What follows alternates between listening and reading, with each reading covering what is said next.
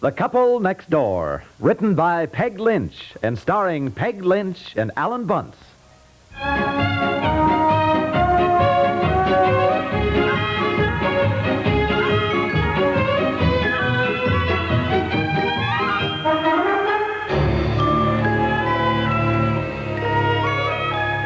Well, I gotta get to work. What are you gonna do today?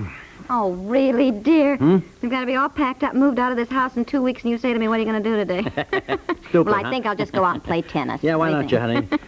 Truth is, you're working too hard. You're gonna be all worn out. Well, I am worn out, but there's so much to be done. Yeah, you sound like my mother. She never sits still for a minute.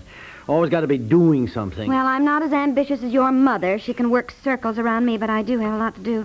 If you think of it, I wish you'd stop somewhere and see if you can pick up any more heavy boxes. I don't know what to put all the books in. Yeah, well, I don't know who'd have any. Why don't you try down at the grocery store? Well, I did ask Mr. Holland. He's going to save me some. I asked too late. Wouldn't you know he'd just thrown out a whole bunch? Yeah, well, I'll see what I can do. Really need heavy ones for books. Yes, and for the china and glassware, too. Something good and substantial.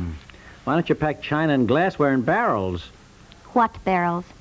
Yeah, that's a good question. Well, I'll see if I can get some. No, darling, I'd just as soon not have barrels. You have to lean down too far to pack stuff in and then lean down to dig them out. Heavy boxes are fine, or even if we could get some wooden crates.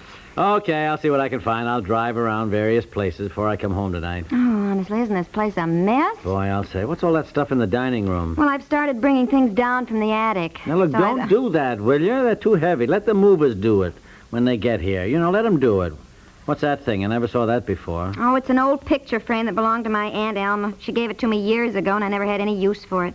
Don't you remember when we visited her once and she insisted we bring that home? Oh, for Pete's sake, years ago. It was Yeah. the biggest nuisance to lug home. Why don't you throw it out? Well, I was going to ask you what you thought. It's one of those things you hate to keep and you hate to throw it out. Throw it out, throw it out. Give it to the junk man. Look, the corner's broken. Yeah. Would cost a fortune to get it re-gilded anyhow. I know. Oh, honey, look at that thing. It's falling to pieces. I know it is, and it's so huge we'll never have a picture to go in it anyway. Throw it out. It's a good time to get rid of stuff like this. And what about this old table we have in the back entry? Now, we don't want to take this old thing to our new house, do we? Oh, that? No. We just use it to set junk on, paint cans, garden tools. No, I'll get rid of that, too. Well, I agree with you. Yeah. Just that I always worry about throwing things out. I'm so sure I'll regret it. How could we possibly regret getting rid of that awful old table or that picture frame? Well, They were both hideous to begin with. It would cost a fortune to even try to do anything with them. yes. All right, I'll get rid of both of them today.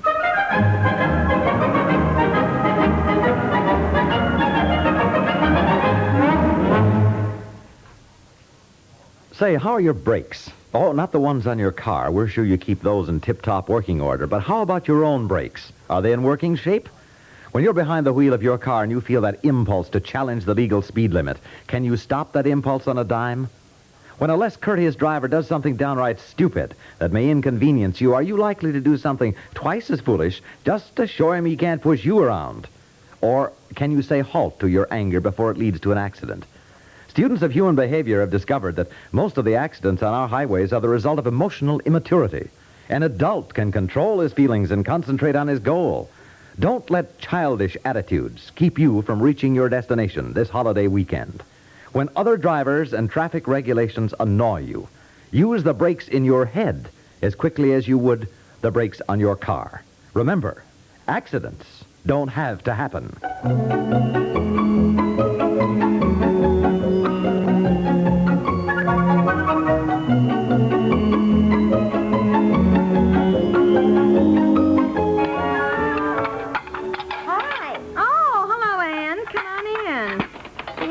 The place is an awful mess. Come on in.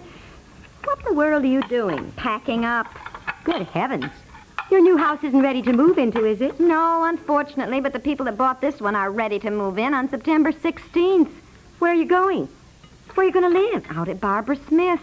She was nice enough to ask us just to move in with them until October 1st, when I hope our house will be ready. Why, you never told me a thing about all this. Well, it just happened 2 days ago, and I haven't had time to call anybody. Excuse me, there isn't any place for you to sit down. Wait till I move some of these papers and dishes and everything. Now, that's all right. You keep right on. Don't mind me. Here. Sit down right here. You're sure you don't mind if I just keep on working? Why, no, not at all. Go ahead. I want to get all the good dishes packed up today and my stemware. Wonder how Barbara happened to ask you out to her place. Oh, I don't know. She just did. You know how Barbara is. She's so easygoing. She's a wonderful person, don't you think? Oh, yes. Mm-hmm. A little too easygoing sometimes, if you ask me. Oh, well. Now, Ann, I know she's not the neatest housekeeper in the world. Neat? Well, I know Barbara's very casual about things. She never makes her beds. They stay that way from morning to night. I don't think she ever does up her dishes. She just washes off what she needs for the next meal. And I don't think she even does any ironing.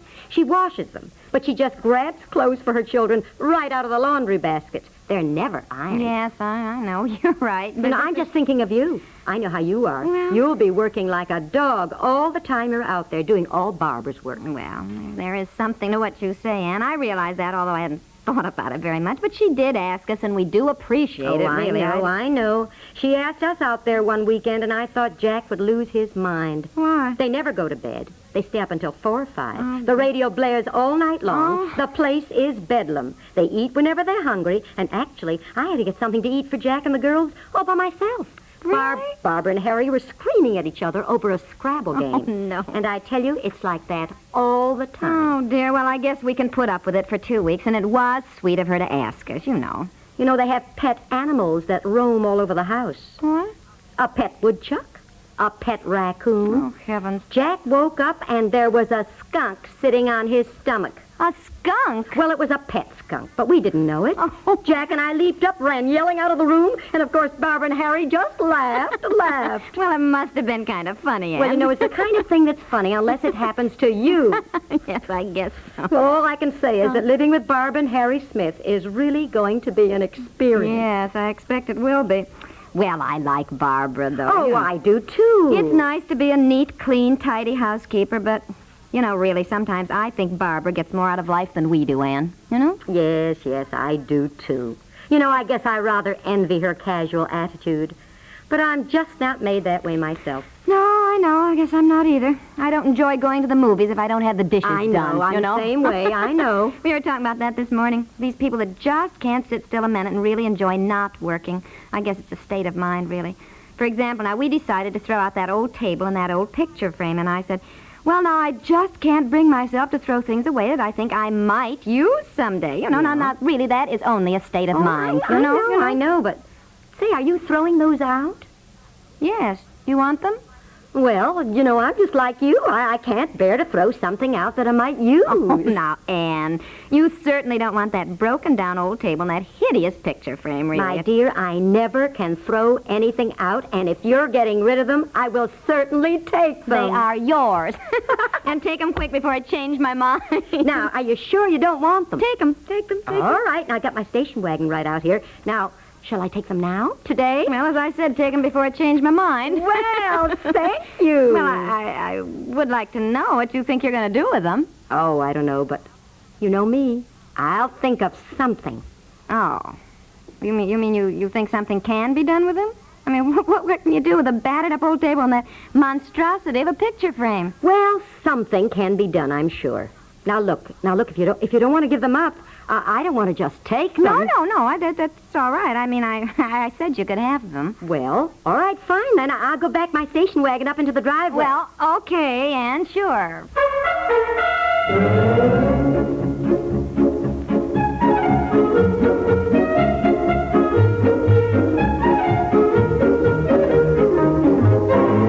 Say, Mr. Billings, you got any heavy boxes or wooden crates you're not using? Well, hello. Oh, hi, Ann. Well, Pete sakes, what are you doing in this part of town? Well, you'd never guess. No, I guess I wouldn't. I've been driving around trying to find some heavy boxes we can pack stuff in. We're moving out, you know. Oh, I know all about it. Yeah. I practically spent the entire morning at your house. That's why I'm here. Oh? Mr. Billings is going to fix over that table and the picture frame for me. What? Well, you were throwing them out, so I said I'd take them. Oh, yeah, you took them, uh-huh. What would you want with those old things? I got this brilliant idea. I'm going to get 2 coffee tables out of them. 2 coffee tables? Yes. I got them home and I thought, now, what can I do with them? And all of a sudden I thought, coffee tables.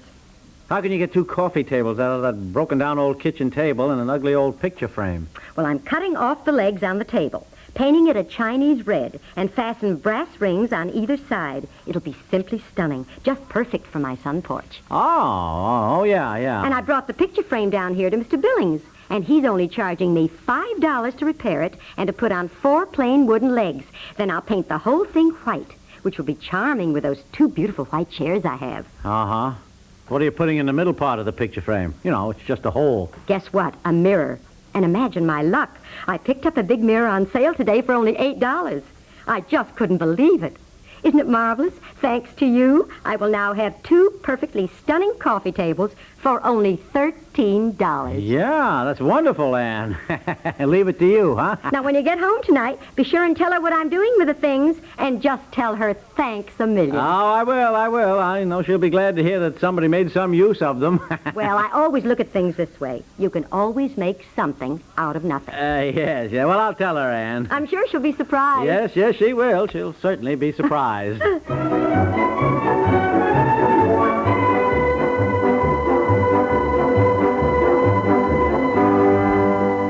coffee tables. Yeah.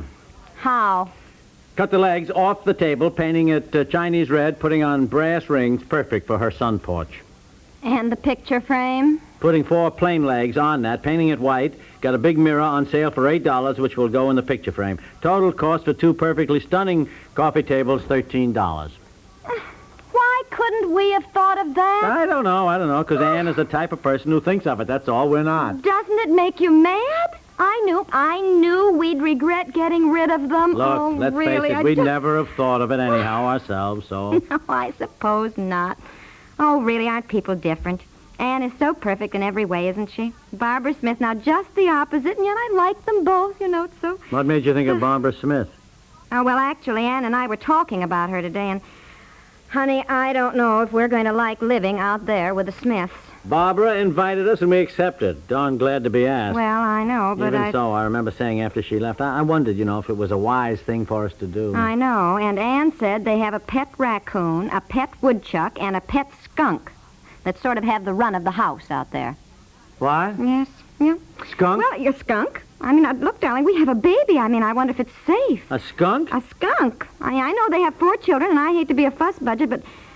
Well, now, listen to this. Barbara called this afternoon, and it seems there's something wrong with their plumbing now. A pipe that busted last winter or something, and their whole bathroom is being ripped out. How many bathrooms do they have in that farmhouse? Just the one. One. And Harry's doing the work himself. Barbara laughed and said it might be spring before it was finished. One and she bathroom. said, did we mind not having a bathroom? And oh, no. Harry's going to rig up a temporary shower in the barn, and there's a tin tub that we... Well, what could I say, dear? I had to say we didn't mind at all. Yes, What could of course. Well, all I got to say is that our life for the next month or so is really going to be something.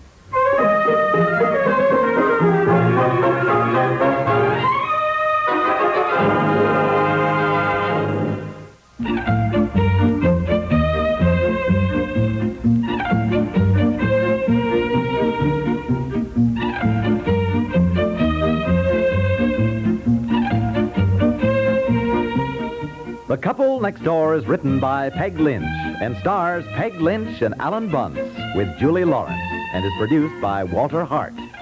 This is Stuart Metz, inviting you to listen again Monday for The Couple Next Door.